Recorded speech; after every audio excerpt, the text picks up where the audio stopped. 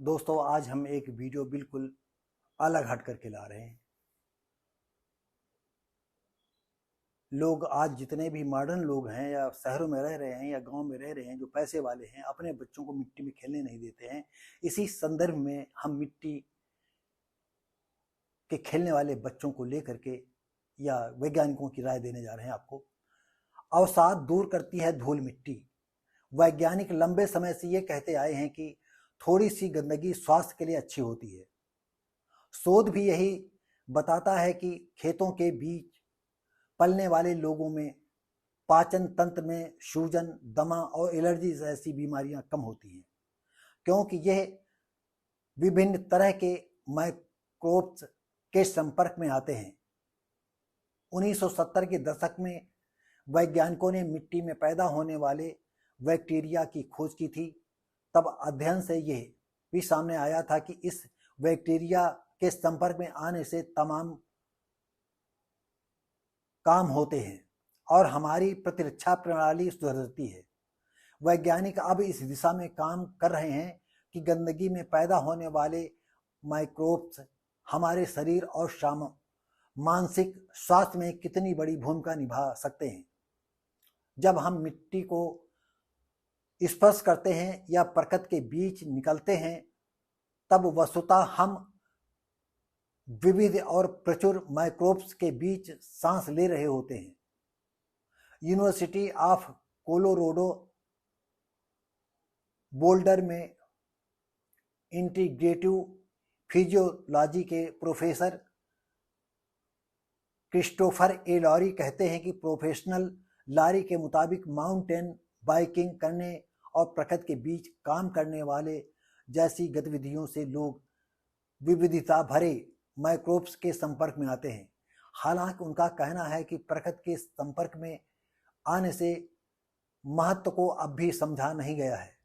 तकनीकी विकास के बीच मिट्टी और प्रकृति से दूरी स्वाभाविक है।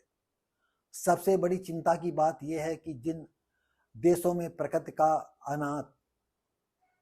अगाध विस्तार है और पेड़ पौधों की प्रचुरता है, वहां भी खासकर बच्चे प्रकृति से दूर होते जा रहे हैं, जो शारीरिक और मानसिक स्वास्थ्य के लिए बेहद नुकसानदेह है।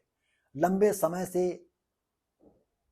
ये बात कही जाती रही है कि बागवानी करने से तनाव, चिंता और अवसाद में कमी आती है, क्योंकि इसमें लंबे समय तक धूल मिट्टी के बीच रहना पड़ता है। इसी के मद्देनजर यूएस फॉरेस्ट सर्विस लंबे समय से पुरातात्विक खुदाई और फॉरेस्ट बाथिंग जैसी परियोजनाएं चला रहा है। फॉरेस्ट बाथिंग का मतलब है थोड़ा ज्यादा समय प्रकृति के बीच में बिताना, जिसमें धूल मिट्टी भी शरीर में लग जाती है। ऐसे ही फिनलैंड के अनेक अर्बन डे केयर सेंटर में फॉरेस्ट फ्लोर तैयार किए जाते हैं, जो वस्तुतः है कृत्रिम रूप से बनाया गया जंगल होता है। इसके बीच बच्चे रहते हैं तो उनके शरीर की प्रतिरक्षा प्रणाली मजबूत होती है। शरीर के लिए मिट्टी के महत्व को देखते हुए अब अनेक देशों में बच्चों को मिट्टी के बीच मिट्टी से खेलने के लिए ले जाया जा रहा है।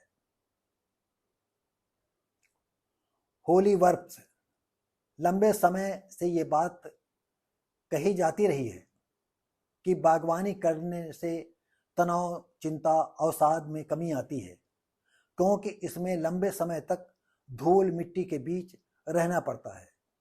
मानव शरीर के लिए मिट्टी के महत्व को देखते हुए अब अनेक देशों में बच्चों को मिट्टी के बीच मिट्टी से खेलने के लिए ले जाया जा रहा है।